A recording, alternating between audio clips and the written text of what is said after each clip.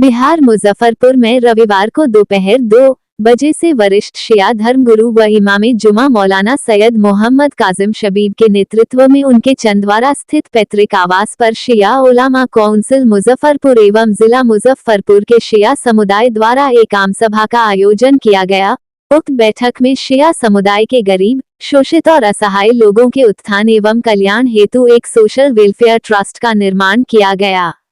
आमसभा के पश्चात प्रेस वार्ता आयोजित की गई, जिसे संबोधित करते हुए मौलाना काजिम शबीब ने कहा कि बिहार राज्य शिया वक्फ बोर्ड पटना और शिया वक्फ बोर्ड के मुतवल्ली द्वारा लगातार धार्मिक कार्य में हस्तक्षेप किया जा रहा है एवं बोर्ड के संरक्षण में वक्फ भूमाफियाओं द्वारा वक्फ संपत्ति की लूटपाट की जा रही है। वक्फ बोर्ड का जो असल काम है वक्फ संपत्ति की संरक्षण और सुरक्षा करना, वह काम तो कभी वक्फ बोर्ड करता ही नहीं है, बल्कि वक्फ संपत्ति को गैर कानूनी तरीके से लीज एवं अवैध खरीद बिक्री कराकर वक्फ की जमीन पर कब्जा कराता है और जो कार्य उसके अधीन नहीं आता है उसे करते हुए वो लगातार धार्मिक कार्य में हस्तक्षेप कर रहा है, जिस कारण करीब 1500 लोग जुमे की नमाज पढ़ने से वंचित रह जा रहे हैं एवं कई लोगों को कमरा मोहल्ला स्थित इमामबाड़ा एवं कंपनी बाग स्थित बड़ी करबला में धार्मिक कार्यक्रम आयोजित करने से रोका जा रहा है।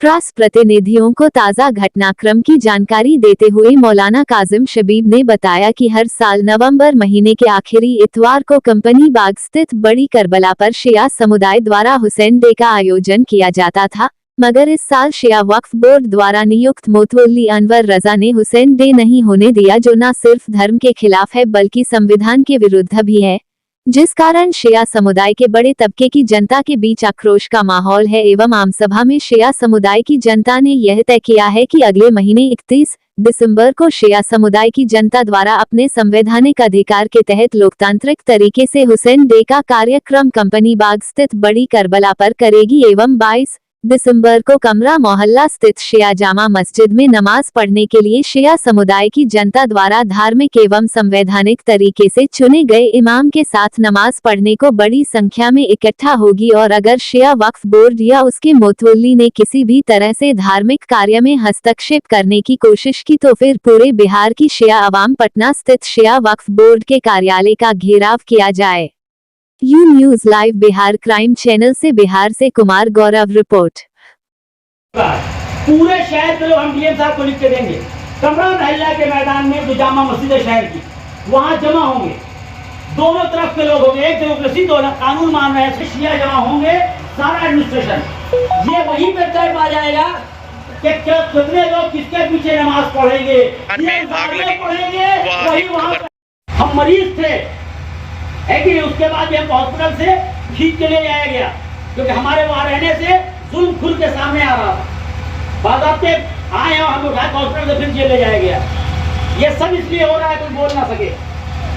या तो जो मैंने कहा मुजफ्फरपुर में इतने सारे गांव हैं,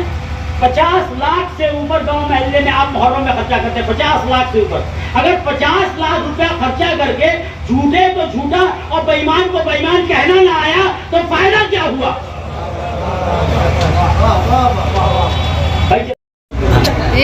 जी आज प्रेस वार्ता लेकर क्या बताएंगे? जी अजय, आज का प्रेस वार्ता का मकसद ये है कि बिहार में 10,000 बीघा वक्फ की ज़मीन थी और वो घट के मुश्किल से पूरे बिहार में 200 बीघा रह गई है। हुआ ये है कि जब भी हम इन लोग इनके जुल्म के खिलाफ, झूठ के खिलाफ वक्फ बोर्ड की आवाज़ उठाते हैं, इनके मुतवल्ली, इनके भूमाफियाओं के खिलाफ, ये लोग हम लोग के ऊपर झूठा केस करते हैं, मुकदमा करते हैं,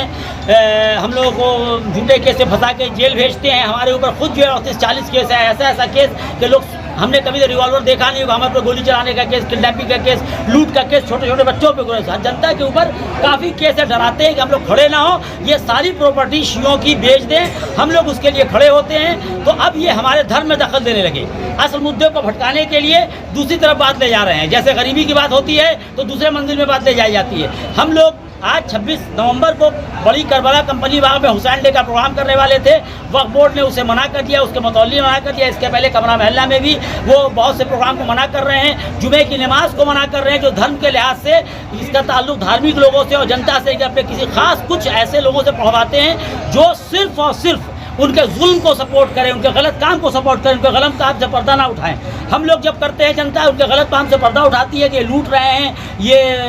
जनता की प्रॉपर्टी बर्बाद कर रहे हैं, तो हम लोग के खिलाफ एक से एक सियासत कर रहे हैं और झूठ फैलाते हैं, केस करते हैं। तो आज जो प्रोग्राम 26 नवंबर को होने वाला था करबला में, उस प्रोग्राम को इन लोगों ने नहीं होने दिया और आज जनता आक्रोशित थी। यहाँ ये प्रोग्राम हुआ है, हम लोग आंदोलन शुरू करेंगे। ये प्रोग्राम आज से शुरू है। हमारे धर्म में वक्फ बोर्ड हस्ताक्षर में कह रहे हैं ये संविधान के खिलाफ है। संविधान हमें इजाज़त देता है आर्टिकल 25 के तहत कि हम अपना धार्मिक कार्यक्रम अपने लिहाज से करें, अगर किसी को नुकसान नहीं पहुँच रहा है तो। और ये इजाज़त संविधान ने दी है, लेकिन ये लोग इसलिए नहीं होने दे रहे हैं कि जब भी हम ये प्रोग्राम करेंगे तो वहाँ की ज़मीन वो बेच नहीं पाएंगे और ये वहाँ हमें जमा नहीं होने दे रहे हैं। इसलिए आज हम लोगों ने ये यहाँ प्रोग्राम किया है। डीएम साहब को आवेदन देंगे, नीतीश कुमार जी को आवेदन देंगे कि ऐसे बेईमानों को पद से हटाया जाए, जनता को उनके अधिकार से वंचित ना किया जाए, जनता का अधिकार जो है वो महफूज रहे, क्योंकि धर्म भी कहता है यही और हमारे मुल्क का कानून यही कि कमज़ोरों के ज़्यादा काम हो। मौला अली ने खुद कहा दुनिया से जाते वक्त कि मेरे बेटा हसन हुसैन, कमज़ोरों का हमेशा ख्याल रखो, या कमज़ोरों का जो माल लूट रहा है उसको बहुत आगे बढ़ा रहे हैं। ये प्रोग्राम इसी काम के लिए हुआ है कि हम कमज़ोरों के लिए ट्रस्ट बनाएं, उनके लिए आगे बढ़ें, उनकी ज़मीन को बेचना न दें और